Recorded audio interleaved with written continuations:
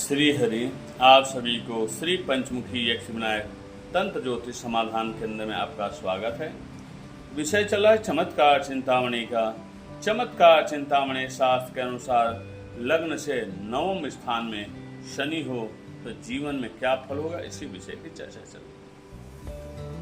लग्न से नवम स्थान में कोई भी अंक हो, मेष से लेकर मीन तक का कोई भी अंक हो, उससे कोई मतलब नहीं, बस उस भाव में यह ग्रह हो यानी शनि ग्रह हो तो जीवन में क्या फल होगा, इसी की चर्चा चली। शास्त्र कहता है चमत्कार चिंतामणि के अनुसार, शास्त्र कहता है मति तस्य तिक्ता न तिक्तम तु शीलम रतिर्योग शास्त्रे गुणो राजसस्यात् सुहृद वर्ग तो दुखितो दीन बुद्ध्या शनि धर्मगा कर्म कृष्ण से द्वा।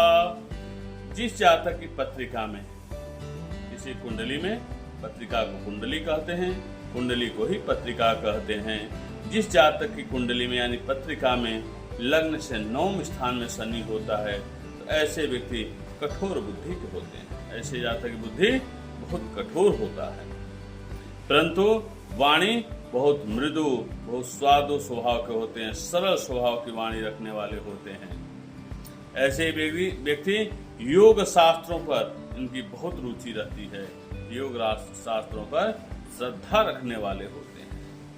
ऐसे जातक रजोगुणी होते हैं, ऐसे जातक रजोगुणी होते हैं। क्षुद्र बुद्धि के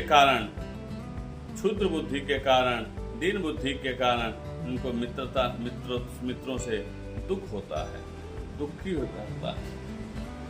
और ऐसे व्यक्ति कर्म करने वाले होते हैं, यदि कर्म ना करें तो ऐसे व्यक्ति सन्यासी हो जाते हैं। कर्म छोड़ देंगे तो सन्यासी हो जाएंगे।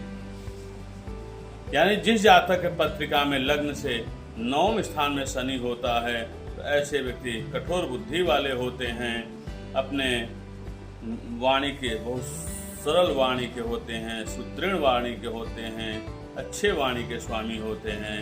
ऐसे व्यक्ति योग शास्त्र इत्यादि में श्रद्धा होती है, रजोगुणी होते हैं, दीन बुद्धि के कारण मित्रों से दुखी रहते हैं और ऐसे व्यक्ति कर्म करने वाले होते हैं। यदि कर्म ना करें तो ऐसे व्यक्ति सन्यासी हो जाते हैं। ऐसे व्यक्ति को सदैव कुछ न कुछ कर्म करते रहना चाहिए, नहीं तो सन्यासी स्वभाव के हो जाते हैं, सन्यासी हो जाते हैं, सब कुछ छोड़ देते हैं।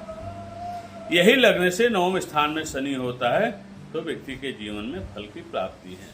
अब किसी जातक की पत्रिका में लग्न से नवम स्थान में गुरु हो और बहुत पीड़ित हो, दुखी हो, दीन हो, हीन हो, परेशान रहता हो तो बिल्कुल परेशान न हो, यह उपाय करें। यह उपाय करने से आपके जीवन में लाभ की प्राप्ति होगी। तो क्या करना है? नित्य प्रतिदिन समय के साथ उठें, सूर्य आदि को अर्घ देने के बाद गुरु मंत्र का अष्टोत्तर शत 108 बार जप करें। प्रत्येक गुरुवार से प्रतिदिन स्नान के जल में एक चुटकी हल्दी चूर्ण डालकर स्नान करें गुरुवार से प्रतिदिन।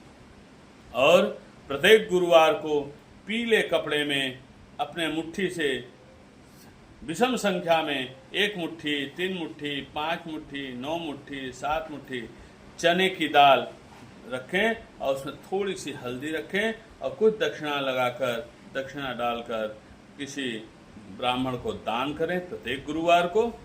और किसी दैवज्ञ से सलाह लेकर पुखराज धारण करें या टोपाज धारण करें या हल्दी की गांठ धारण करें। यह उपाय करने से आपके गुरु की अशुभता में शुभता आ जाएगी और जीवन में लाभ मिलेगा। यही लग्न से नवम स्थान में शनि का फल है, यही लग्न से नवम स्थान में अशुभ गुरु का उपाय है। आप इस चैनल को ध्यान से पढ़ें, ध्यान से सुनें और अपने आप को आगे बढ़ाएं और लोगों को बताएं। आप सभी को नमस्कार।